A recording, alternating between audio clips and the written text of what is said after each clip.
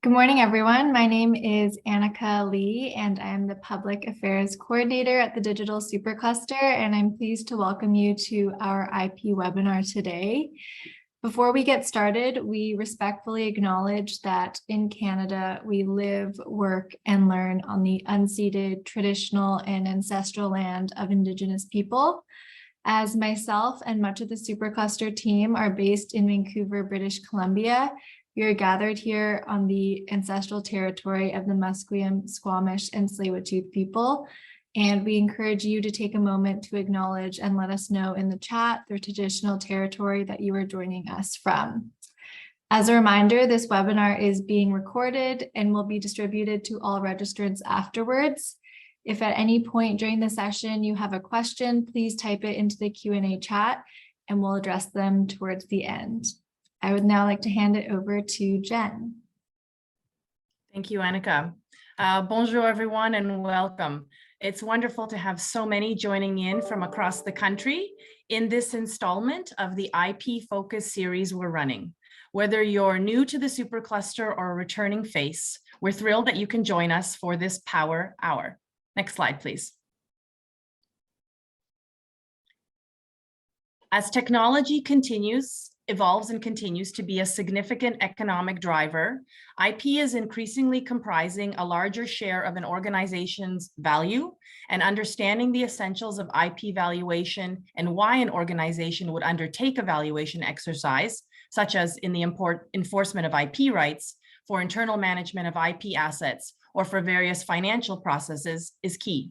With investors becoming more sophisticated in looking at IP assets and investing on the basis of those intangible assets, beyond a need for innovative companies to have an IP strategy and the ability to execute on it, is a deeper understanding of IP, and in particular patents, how they fit into a competitive landscape, and why it can sometimes be tricky to put a dollar figure on IP assets. Over these next 60 minutes, we'll cover items that include designing IP protection aligned with your long-term organizational goals, IP valuation and practice, principal methods for valuing IP assets, and tools to help frame the valuation exercise. As Annika mentioned, we encourage you to post your questions in the chat for the Q&A portion. Next slide, please. A foundational component of the Supercluster is collaborative innovation, setting the framework for projects that address cross-industry challenges whilst creating technology products and services that can scale across industries and ultimately across the world. The Digital Supercluster's IP strategy supports the development, ownership, and retention of Canadian IP through a number of vehicles, and informational sessions with industry thought leaders, such as the one we're having today, are but one example of that. Next slide, please. I've the great pleasure of introducing today's thought leader. Please join me in welcoming Louis-Pierre Gravel. Louis-Pierre is a partner and member of the Electrical and Computer Technology Practice Group with Erskine & Parr, and a certified patent valuation analyst. Working with both Canadian and international clients, his practice focuses on patent and technology law, specifically in obtaining and leveraging intellectual property rights for startups, SMEs, and large companies in their commercial growth and business successes. And he's prosecuted applications in fields which include artificial intelligence, wireless communication, robotics, telecommunications, social networks, and software. A frequent speaker on topics such as the importance of IP, valuation of IP rights, and successfully designing and executing an IP strategy, Louis-Pierre has also been actively engaged with IPIC, the Intellectual Property Institute of Canada, for over a decade, and currently serving as president and chair of the board, and for the last 6 years with FICPI, Fédération Internationale des Conseils en Propriété Intellectuelle, where he is vice president of the Practice Management Committee. Without further ado, I hand it over to you, Louis-Pierre.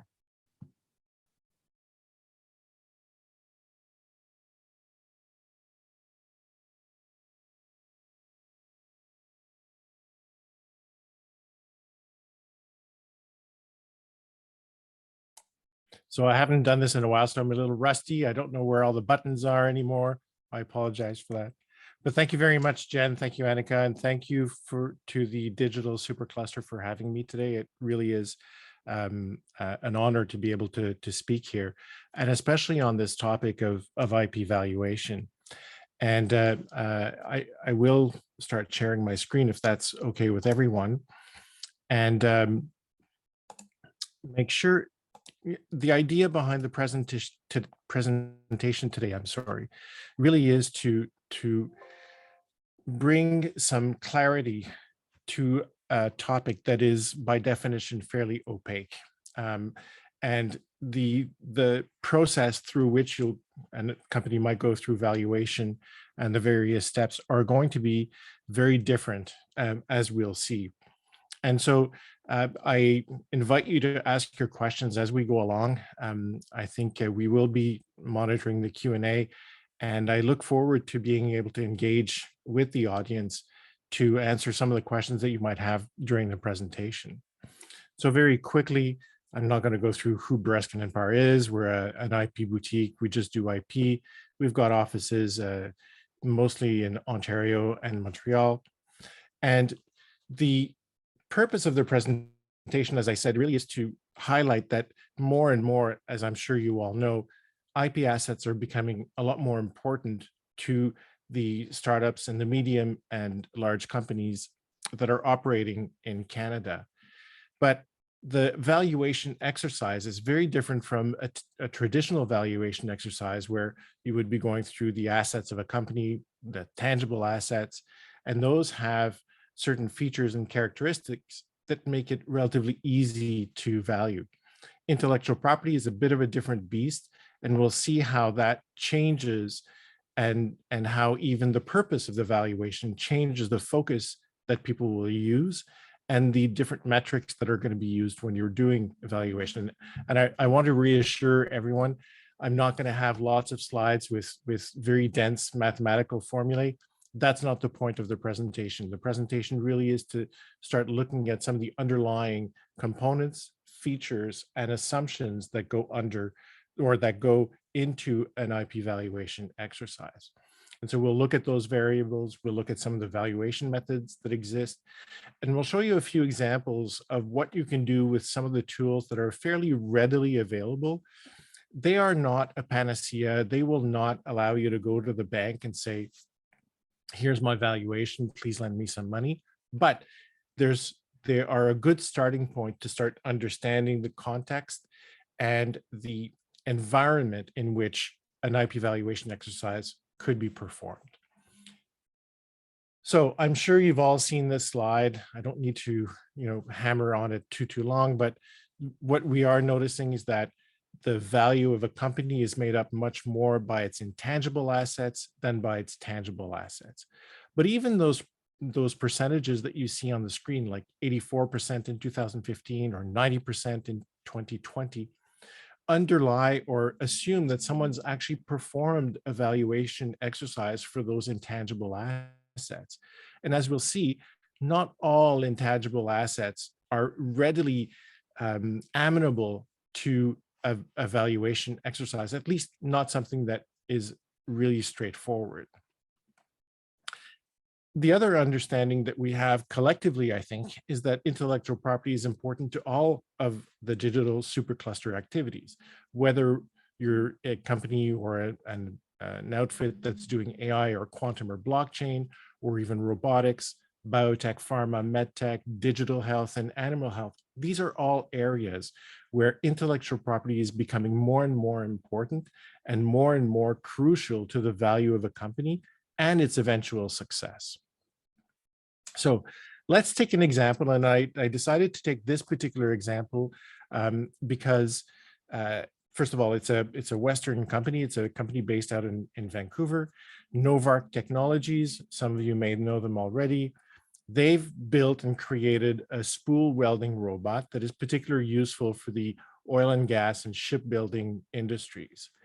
They have currently about 8 patent families, so 8 different inventions that have been protected through the patenting system.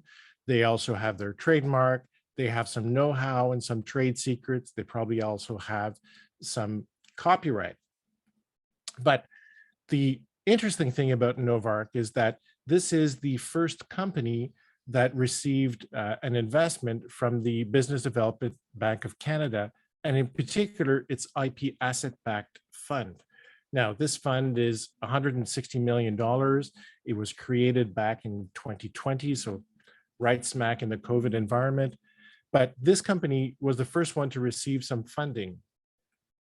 Since then, a number of other transactions have been announced by the BDC for this particular fund: Adaptive Networks, Banto, eSmart Control, Exciton Technologies, Innovair Medical, Morgan Solar, SportLogic, and Thoracis. And so all of these companies have received funding specifically on the strength of their IP portfolio. And this is relatively novel, at least for what we would consider traditional lenders in Canada or traditional investors in Canada, because it really hasn't been done all that well before, or at all. And so moving then on to, well, so how do we talk about IP valuation and what is this all about?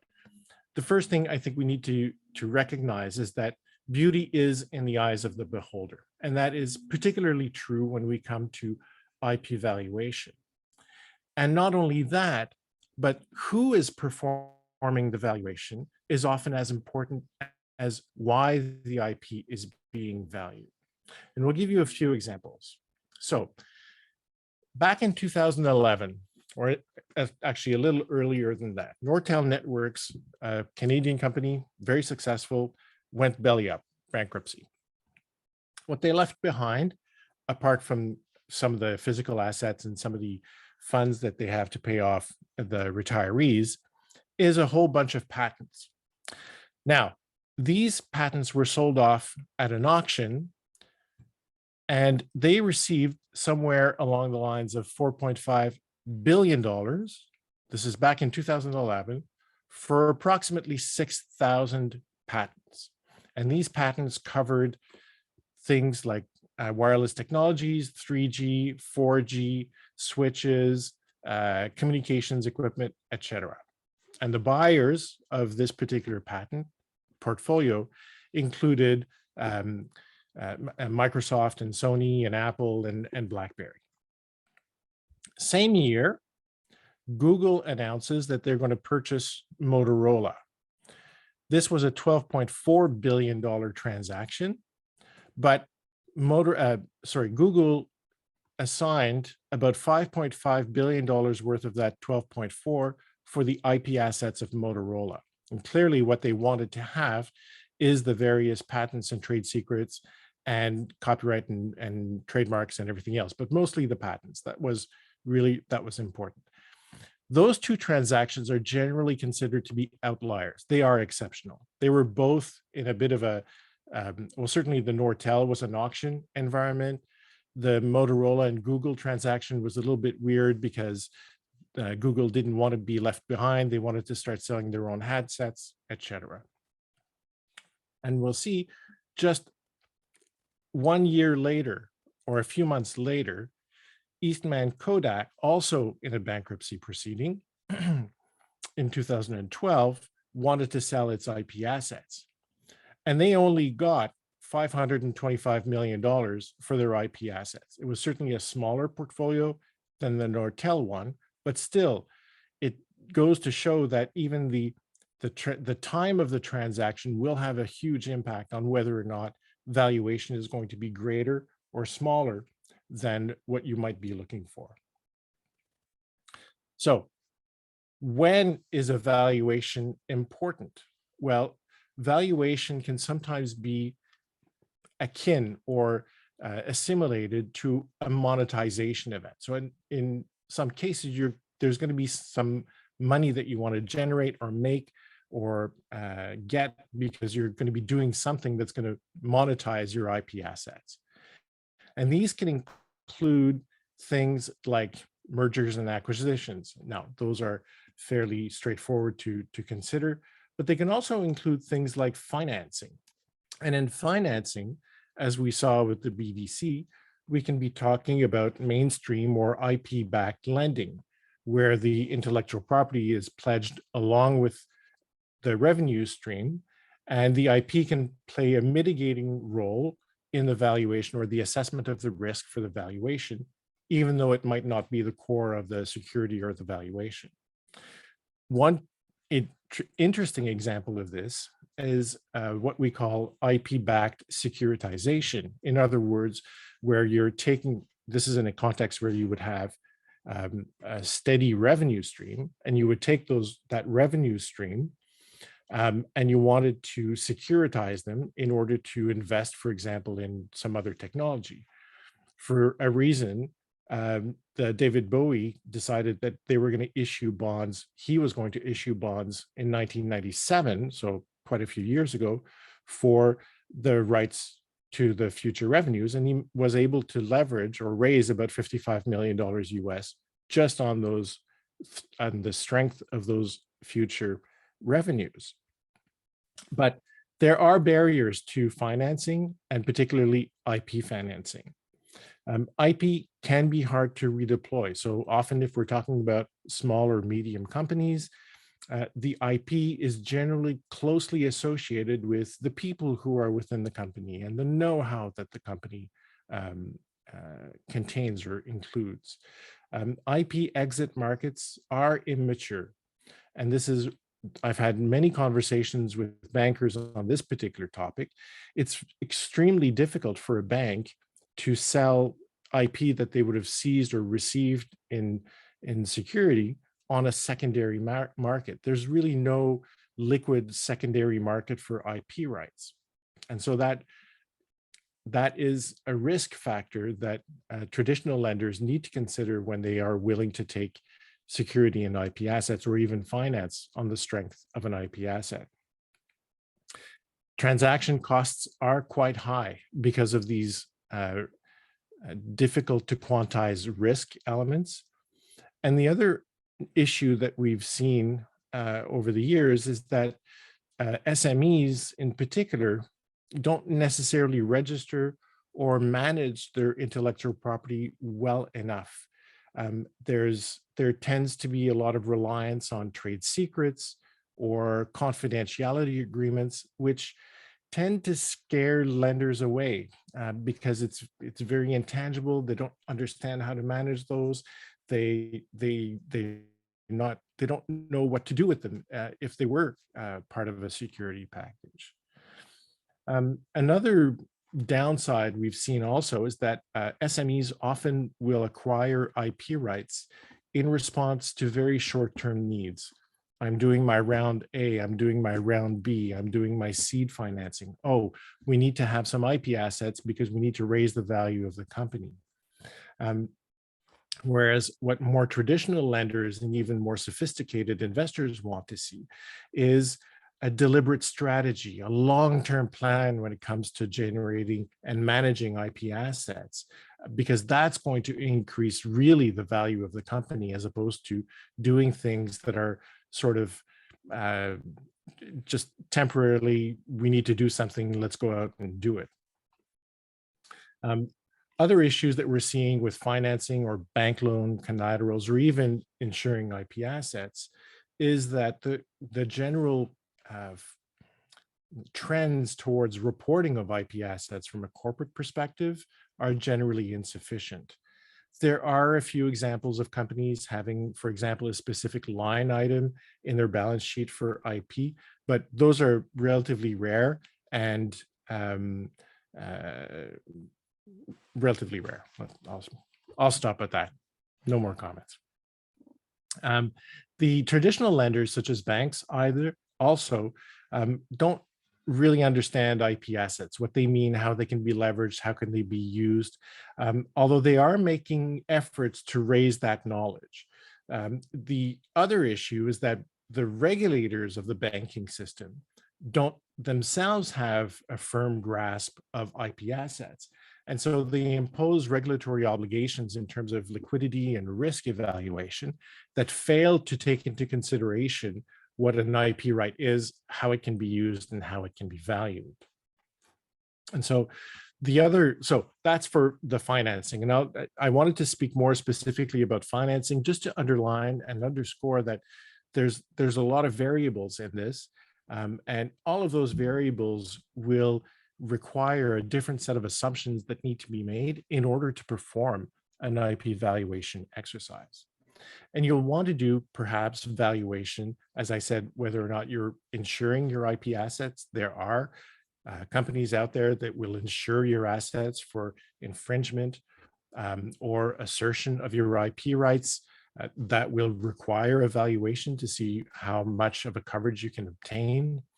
R&D decision-making can be an event that will require evaluation exercise in order to decide whether or not you're going to continue investing in a line or in a product or in a service, or rather you're going to want to develop a different path to your research and development. Portfolio management, you've got 5, 6, 7, 8 different families of patents, maybe 10, maybe 15. How do you manage that portfolio? Where do you decide that you're going to start culling your portfolio to stop spending renewal fees for some of the assets that are no longer producing the value that you're expected? Enforcement, of course, is the main trigger for evaluation. In fact, there are some out there that believe that a patent or a patent portfolio has no value until there is an infringer. That may be a reasonable way of looking at things. I think it's a little bit reductive because we all know intuitively, and if you don't, then it's going to be my pleasure to discuss it with you. But there are not that many opportunities or occurrences of downright infringement of an IP asset. Typically, IP assets will be leveraged not because the company wants to start asserting their patents against a third party, but because you want to have access to some of the softer aspects of IP, which is slowing down your competitors, forcing them to analyze your IP rights, forcing them to design around what you've protected in terms of your IP protection. And so, but that being said, enforcement of IP rights certainly is one of the more visible crystallization events for the monetization or for the valuation of those rights. Taxation is also another very important aspect. How much have you spent? How much is it worth? Is there revenue coming in through those IP assets? And if so, then what is the tax rate applicable to those? And that will have an impact on how you value those IP assets. Accounting, financial reporting, and investor relations also, and other events such as perhaps you want to gift your IP assets to charity. It's important to know what they're worth so that you can put a right number on that gift. And so there are, as I said, variables and approaches. There's different purposes for valuation, and all of these have an impact on the lens that you're going to be using to perform this valuation. As a backgrounder, there are some standards that have been agreed to from different organizations. ISO, for example, has 2 distinct standards, one on brand valuation and one on brand evaluation. The distinction is pretty subtle, and I invite you to read or have a look at those standards if you want to delve deep into those. But those are concerned mostly with trademarks, so branding exercises. And that's through those standards sometimes that we see that, the Google trademark or the Apple trademark or the Microsoft trademark is worth tens of billions of dollars, if not hundreds of billions of dollars. Other organizations like the OECD have developed some frameworks for performing valuation of IP rights. AFNOR in France and other Germany or Denmark standard setting organizations have also looked at this issue. And the idea is not necessarily to come up with one definite standard, but some guidelines, some transparency to a process that has been traditionally considered to be fairly opaque. Once you've looked at the various standards, then we look at the different approaches for performing valuation. And generally, there are 3 main approaches. And those of you who are doing valuation of traditional assets will recognize these because they're very similar. There's the cost approach, the income approach, and the market approach. The cost method or the cost approach will establish the value of an IP asset by calculating the cost of a similar or exact IP asset. The cost method is particularly useful when the IP asset can be easily reproduced, and when the economic benefits of the asset can't be accurately quantified. One of the downsides is that the method does not account for wasted costs, nor will it focus on some of the unique or novel features or characteristics of the asset. So it's a fairly straightforward exercise. How much does it cost you to get it? How much would it cost you to replace it? That's the value. The income approach is probably the most commonly used method for IP valuation. It will value the IP asset on the basis of the amount of economic revenue that it is expected to generate, adjusted to a present day value. However, this method really works well for those IP assets with positive cash flows. If you don't have a positive cash flow, it's extremely hard to use this income approach to value your IP assets. Or for those where cash flows can be estimated with a certain degree of reliability for future periods. And when you have this proxy for risk that can be used to obtain discount rates. The market method is based on comparison with the actual price paid for the transfer of rights to a similar IP asset under comparable circumstances. So this is typically where you'll look at transactions, litigation, published deals around the world.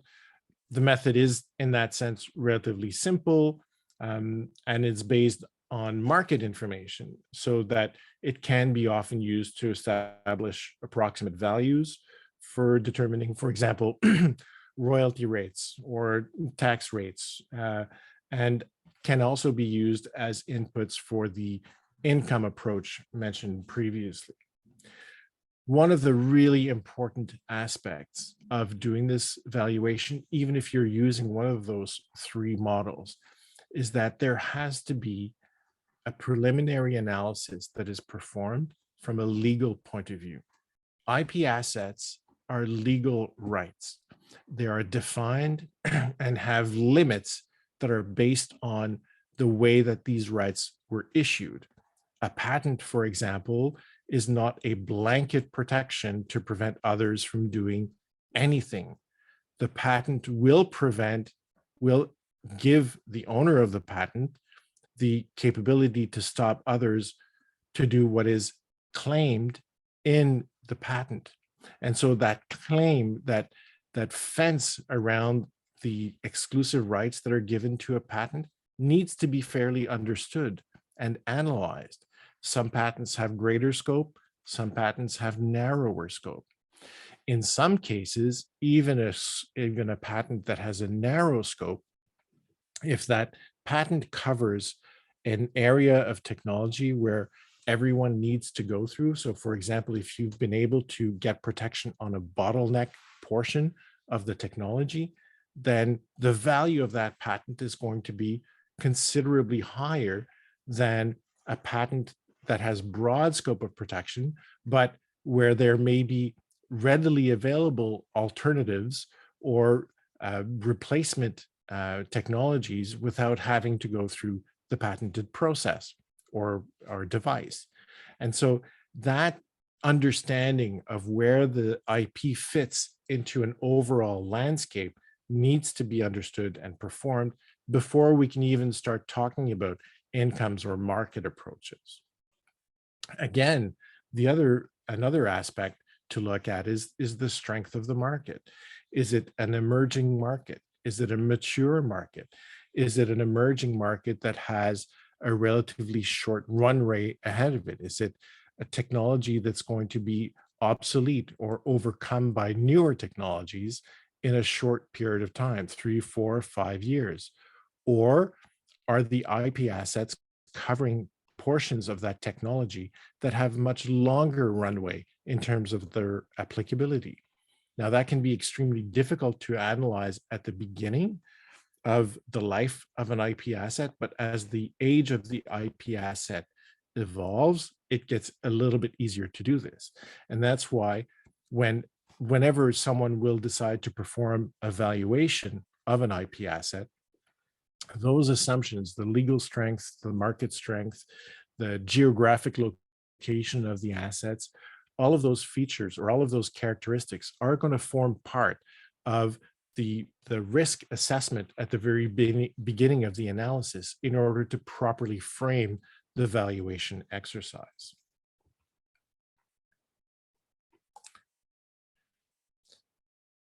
Even though the different approaches have their own set of constraints, there will be some assumptions that will need to be made to set parameters for other different variables. As I said, one of the main aspects is the context of the valuation. Is it in the context of an investment? Will you be receiving investment on the basis of your IP portfolio?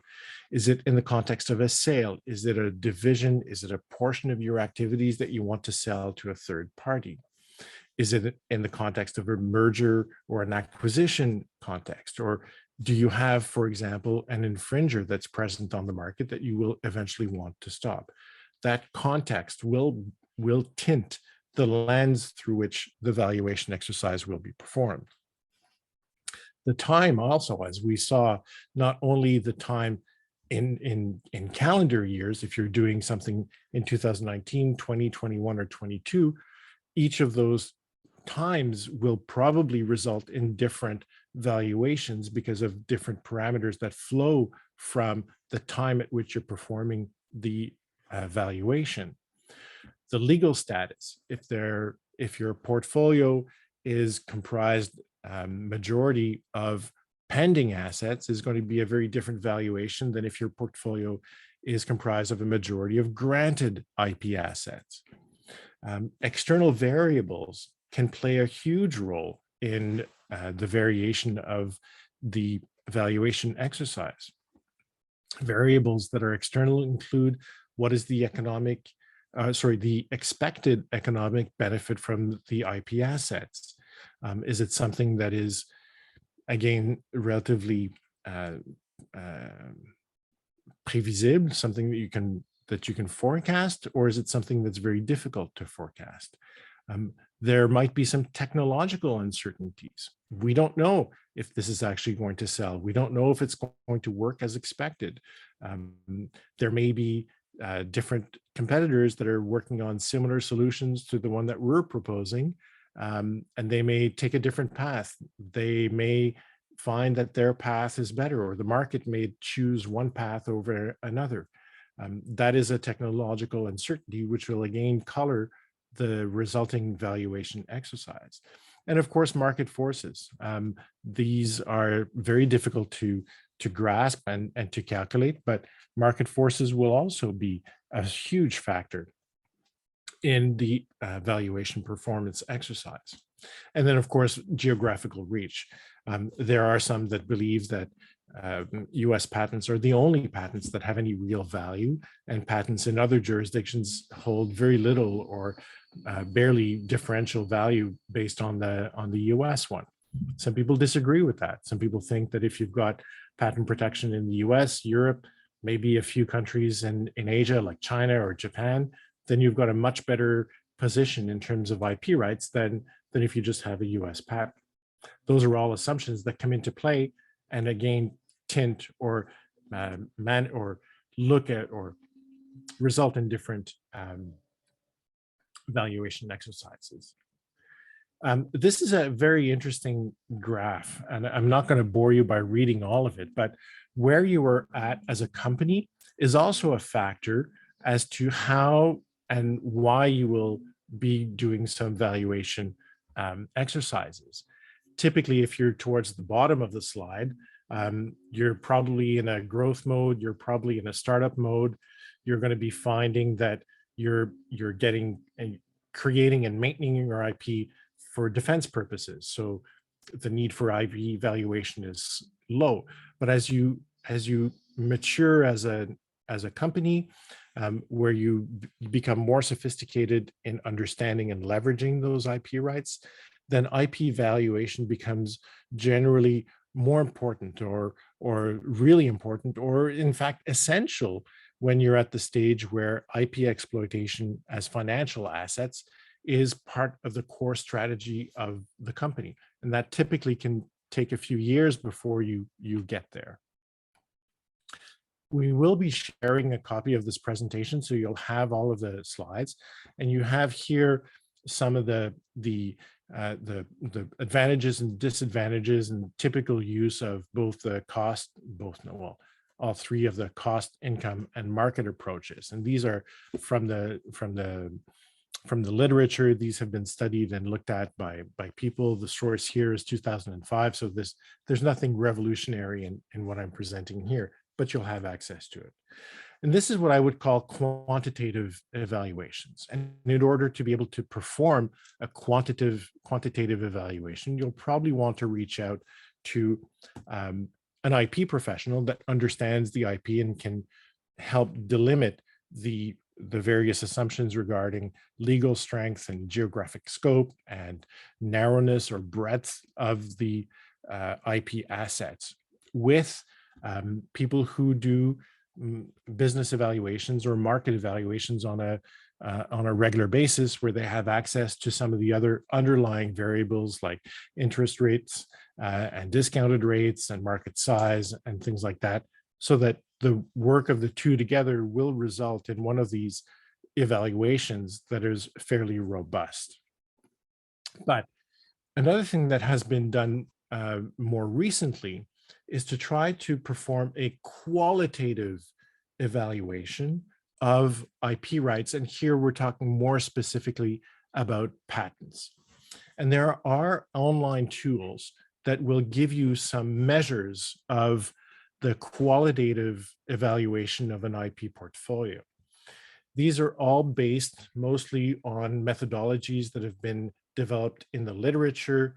They will look at things like the number of forward citations, the number of backward citations, the breadth of the international classes and subclasses that a technology in a given patent is in. But none of these really delve into the actual claim language. And so there's a portion of the analysis that, in my opinion, is sort of missing in the entire aspect of it, although it probably gets pretty close to some legitimate valuation metrics, if you want, for a given portfolio.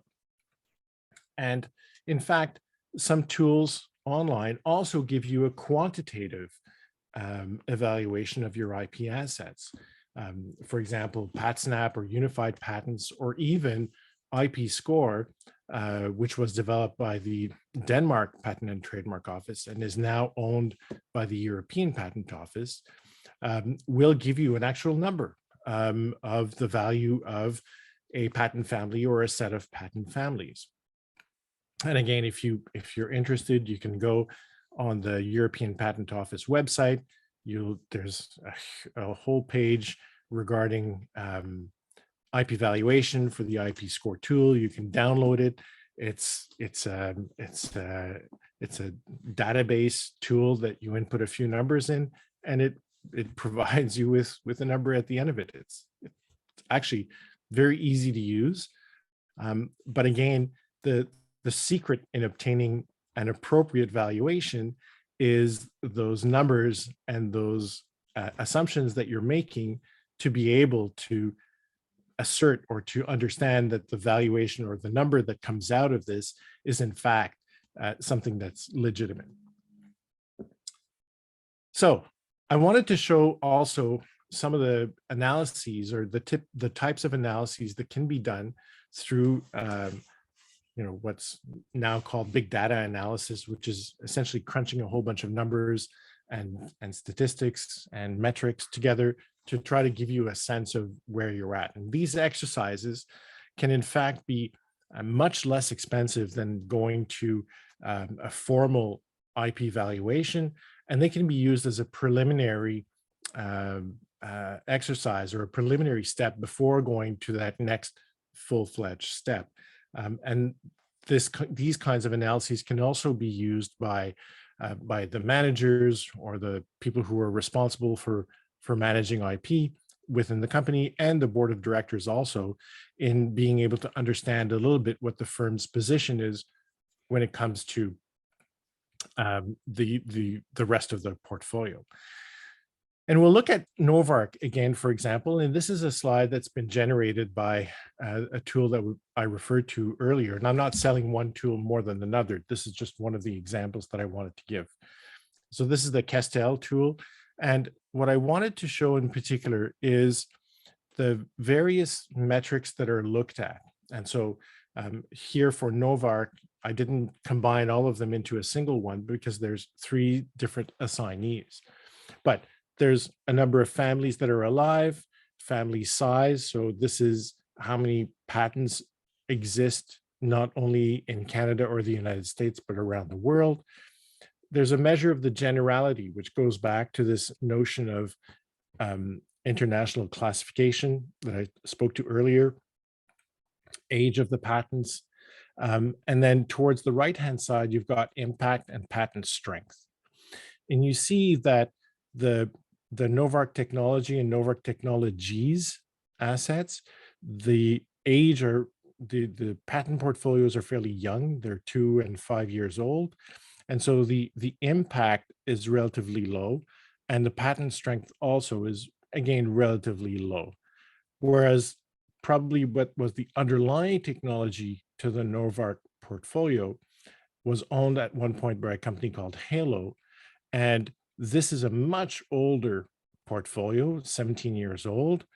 The impact is much greater, 4.82, and the strength at 3.33, again, is relatively much higher than the other 2 that we see. But if we look at Novark and we compare their technology to all of the other players in the same areas of technology, we get a very different picture. And in fact, we see that if we're looking at impact and patent strength, there's another company out there called Lincoln Global that seems to have some really interesting IP assets. And if you do even the top 50 of these companies, these comparatives, Novark doesn't even show up on the screen. Novark is like 112th or 113th in this chart. And you'll see that compared to the other players, their portfolio is very, very small, probably very focused, and the relative impact and strength, although good, is not great compared to, for example, Lincoln. And so that is the kind of information that the board or the deciders can take a look at and delve deeper into to try to get a sense of, well, how do we position ourselves with respect to these competitors?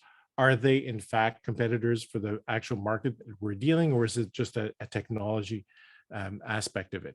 And we can further refine those as we go along with our discussions to try to understand what the objective is that the company is looking for. So this is the kind of information that Questel will give you. It's relative, it's qualitative in terms of its evaluation. You need to understand what the different metrics mean and how they're calculated. But once you do that, then it becomes more easy to have a conversation with the deciders as to how do we use that information to then go to our next step, which is evaluation, a formal valuation exercise, or reassessing our R&D strategy, or other decisions like that. If we look at a different tool altogether, and this is PatSnap, PatSnap will also give you metrics such as, well, which is the most cited patent. So of all the Novark technology patents, which one is being cited against the prosecution of subsequent patent applications by their competitors? And it gives you an idea of which one it is. And a high cited patent count is generally a sign that this patent or this patent application or the information that's in it is fairly relevant to the particular market. PatSnap has also developed a cute little tool to be able to peg a dollar amount value on the entire portfolio of a company. So for example, Novark here, according to PatSnap's number crunching, has a value of its portfolio that's pegged at about $1 million US. Not only will they give you the aggregate value of the portfolio, they will also break it down by patent asset. And we see here on this screen is that the first one, or the most valuable IP asset that they have, is the same family that includes this European patent number. And this particular family has a value of almost $1 million, $900. And so the observation look at is that of the $1 million value of the entire portfolio, a single asset represents 90% of that value. Again, then we can start exploring as to why that is. Is there a way to increase the value of the other IP assets or increase the value of subsequent IP assets? Those are all kinds of conversations that we can have and discuss and explore with the client to see, well, does it make any sense to continue in this area? Maybe we want to start culling some of those IP assets in terms of renewals and things like that. So again, it gives you more information to be able to analyze and look at your IP portfolio, or look at a competitor's IP portfolio, because we can do this not only for clients that we're representing, but we can also do it for other companies that they might be interested in licensing technology from. We could do this exercise and identify a technology or a number of patent families and try to figure out what the real value is, which may give us a sense as to where the other party would start negotiating in terms of pricing for a license or pricing for an acquisition of those IP assets. If they value them very highly, they're going to think they can extract a lot more money, whereas a relative or a qualitative analysis that we would perform here might reveal that in fact those IP assets are not necessarily as highly valued as the other party thinks, but they're in fact slightly lower valued, and that gives you some negotiating leverage when you're entering into those discussions to try to arrive at a fair price for the transaction. And we talked a little bit about comparables, and this is good for the market value approach. There is licensing data that is available. LES, the Licensing Executive Society, an international organization, about 10 years ago did some surveying of typical royalty rates in various industries. That can start the discussion in some of those issues as well. Litigation can be another good pointer as to whether or not IP assets are worth it. More and more, we're talking about standard accessional patents, or whether or not the patents are part of a standard and what the royalty rate is to be able to become a member of the SEP. Those are also good market indicators of the strength of a particular portfolio. Very similarly, patent pools will give you another sort of indication. So there is comparable data that's out there that allows you to compare and to look at and to understand a little bit what the context is. Again, those comparables were obtained in a very specific context at a very particular point in time. So those valuations can change, and some of the assumptions made to arrive at those comparables may change as well in the exercise, the IP valuation exercise that you would be doing. And so I wanted to, after this very long conversation that I've had, well, monologue really, on this aggregate, there's a few, I think, action items that all the companies that are listening to can take. One is to start thinking about whether or not your IP strategy is aligned with a potential valuation event. Are you in the situation where you're filing IP assets because of an immediate temporal need, or do you have a longer term strategy, a longer term view to your IP strategy? And that may in fact increase the value of your IP asset. Is your IP due diligence ready? Have you done the audits? Have you cataloged your intellectual property? Do you know what works are protected by copyright that are important to the company? What are your trademarks? What are the trademarks associated with in terms of products and services? What are your patents? Do your patents cover what you're selling, or do your patents cover things that you're concerned someone else may start selling? Performing an audit, a self-audit, is a really good way to start to make sure that your IP is due diligence ready. Among some of the other questions that are going to be asked is, do you have the assignments for all of the IP rights that you claim are yours? Do you have those agreements with third parties, those collaborating agreements, those outsourcing agreements that specify how the IP is going to be owned ultimately at the end of the process? Should you be looking at crystallizing your innovations into a greater number of formal IP rights? Are you in a position where you're relying a lot on trade secrets or contractual agreements or confidentiality provisions to build the value of your IP assets? Those are all really good questions. And I'm not suggesting that you should be, but you should be asking yourself the question whether or not you should be filing more formal IP rights. And each IP strategy is going to be different for different companies. I think the point that I'm trying to make and really underscore is that it's important to have those conversations internally, to ask the right questions and ultimately come up with an answer. And as long as that answer, in my opinion, as long as that answer is the product of a reasoned discussion with the correct information on hand, then I'm happy.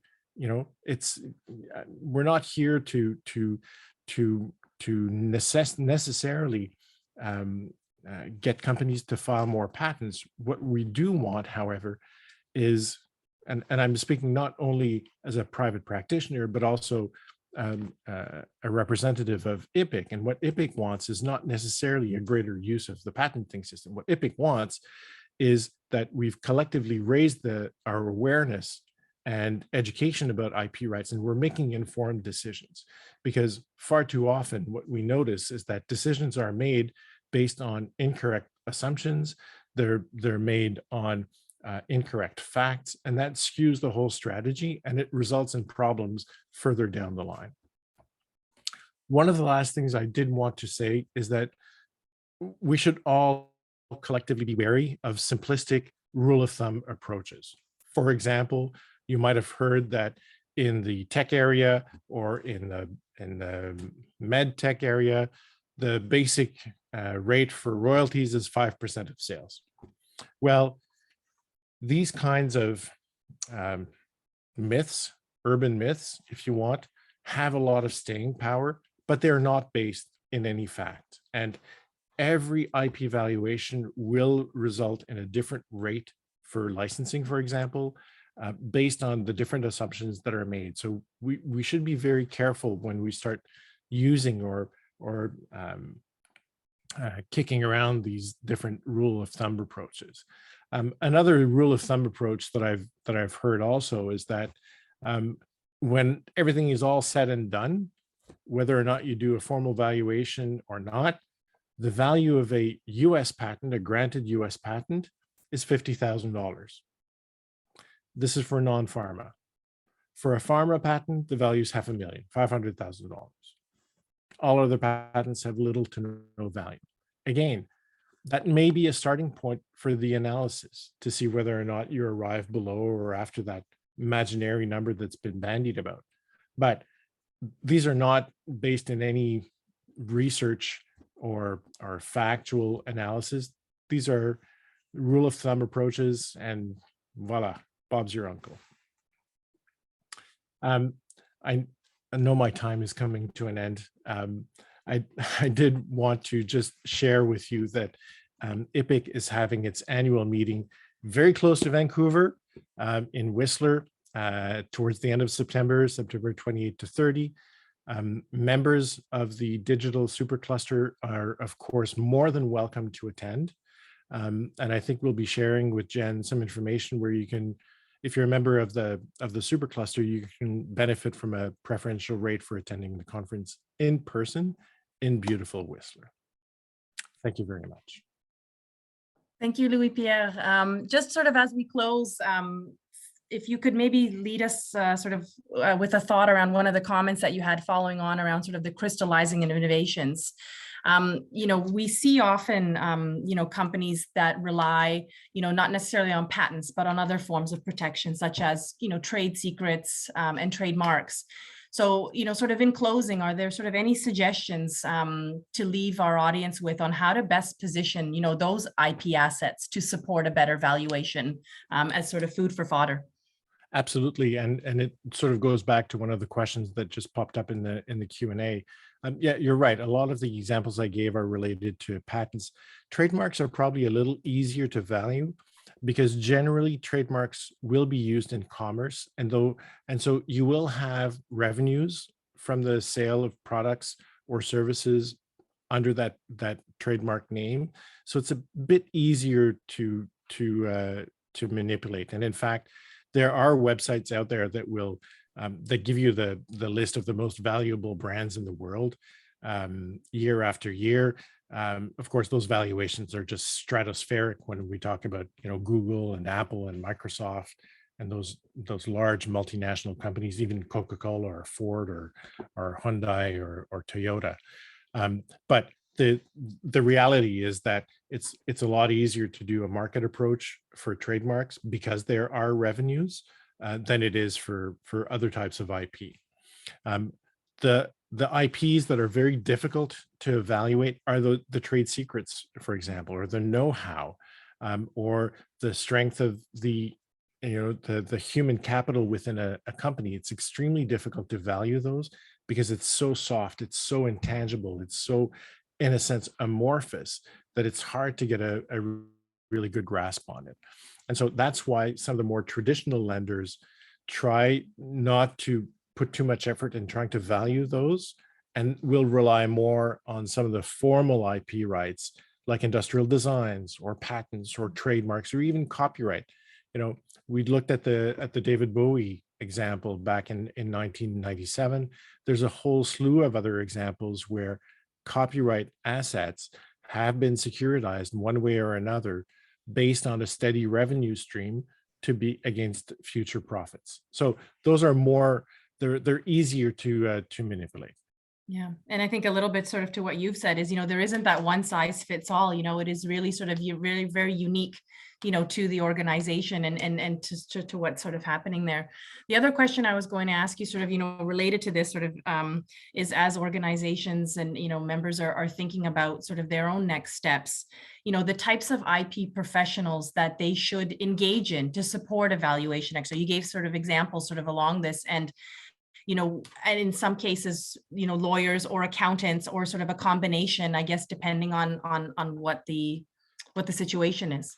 Yeah, I think when we're talking about intellectual property, you really want an expert in intellectual property to be part of that conversation.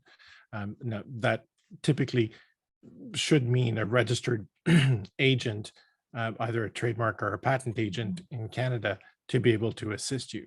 And those IP professionals will be able to seek out some of the more traditional number crunchers, the accountants or the other consulting firms that will perform some of the more manual aspect of the valuation, but both of them need to be around the table. It's sort of, it takes a village sort of approach in some of these in terms of all the heads that really come together to try to formulate what that will mean for that organization. Yeah. Yeah. And I just saw another question, which is there a hybrid approach to valuations? So as part of becoming a certified patent valuation analyst, you have to go through this 3-day course to understand the different valuation methods and the different assumptions. And what typically will happen in a relatively sophisticated valuation exercise is that all three approaches will be used with different sets of valuations, and we'll be running a number of simulations with different variables for each set of approaches. And then based on those, the results of those simulations, the results of those different calculations, then you have a better idea of where you stand in terms of valuation, depending on the three models. And each of the models will typically result in a really, really high valuation, a really, really low valuation, and then an evaluation that's somewhere in the middle based on the various assumptions that you're making. So it gives you an idea also as to the spread that can be used. Wonderful. Thank you so much. And before I hand it back to Annika, I just also wanted to say thank you again for extending the details on the discount code for our members, and look forward to encouraging as many that are possible to be able to get out to Whistler later in the season for what will be a very riveting conversation. So I'll hand it off to Annika. Thank you so much, Louis-Pierre. Thank you.